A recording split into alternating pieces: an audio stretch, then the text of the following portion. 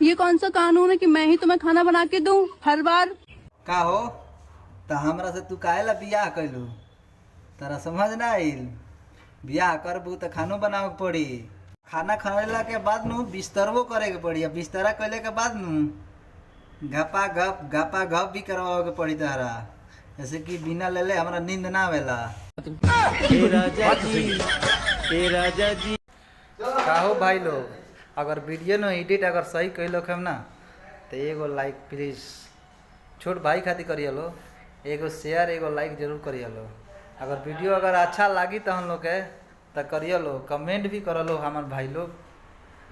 अरे तनि सा छोट भाई के हमरो के तनि सा कदर कर लो भाई।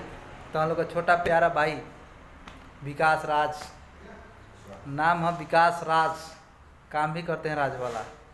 तो हम लोग खातिर एगो वीडियो लेके जरूर सुनिए लो, जरूर एगो बनाओ लो, एगो वीडियो बनाओ लो।